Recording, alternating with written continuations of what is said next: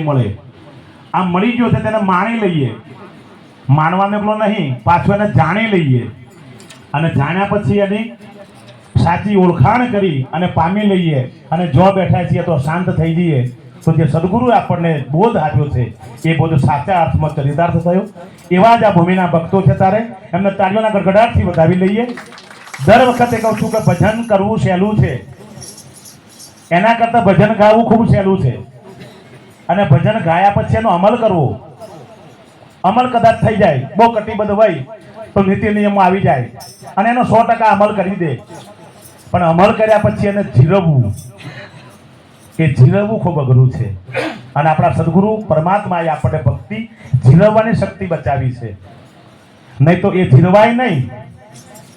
પ્લાસ્ટિકના થેલાઓમાં પ્લાસ્ટિકનું હોય આપણું આ ઢબલું કે છે, એમાં જો ખીલા ભરાઈ જાય તો ખીલા રહે નહીં. એમ આ ભક્તિ જ્યારે આપણે જીરવવાની આવે છે ત્યારે ખૂબ ઊંચા સ્ટેજની વાત છે અને જીરવવી ખૂબ અઘરી છે. અને આ જે આગલી લાઈનમાં જ્યાં સંતો બેઠેલા છે સાહેબ, એમણે આ ભક્તિને જીરવી છે. વર્ષોથી એમની તપશ્ચર્યાઓ છે. આ સંતોની ભૂમિકામાં થા.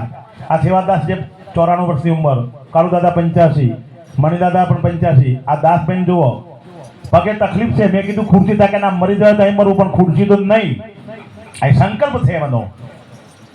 એટલે જેને સદગુરુને માણવા જ છે, એને શક્તિને પામવી છે, એ હૃદયના સાચારથી પામી લે છે. પુનઃ આ પરિવારના તાળીઓના ગડગડાટથી ઉદાવી લઈએ. ખીરનો પ્રોગ્રામ કરવો શાંતિભાઈ સાહેબ એ ખૂબ અઘરો છે. કારણ કે બ્રાહ્મણ બોલાવીને રસોડું બનાવી દેવું સારું. 3 વાગે આવે ને 5 વાગે રસોડું બનાવી દે, એ શારીરિક અને આર્થિક બધી રીતે છીનનો કાર્યક્રમ ખૂબ મોંઘો છે. છતાં પણ ભક્તો છીનનો કાર્યક્રમ કરે છે. ભજન કરવાથી ધન ઘટતું નથી, પણ એ ભજન કર્યાનો હિસાબ રાખવાથી ધન ઘટે છે. એટલે કર્યા પછી હિસાબ કરવો નહીં, એને ભાવથી કરી લેવું. પછી કાલે પાછું 4 જગ્યાએ હું મોટો કાર્યક્રમ કરું પછી કહું મારે 10 લાખ થયા, પિક્ચર પૂરું જમા કમાની શૂન્ય થઈ જાય.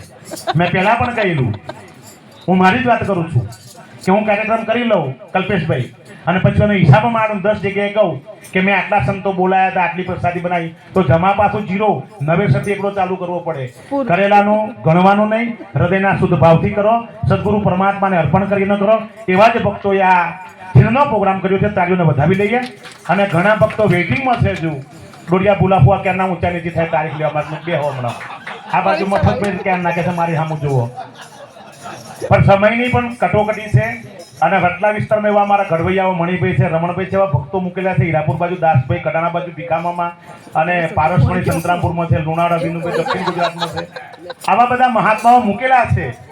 અને ભક્તિનો માર્ગ સાહેબ એટલો મોકળો બનાવ્યો છે. આવા કોઠંબામાં હીરાભાઈ સાહેબ જો નિર્મળ પુરુષ, છતાં એક બાજુ પણ વિચારો એ ભૂમિને જાગૃત રાખવાનું કામ આ સંતો કરી ગયા છે.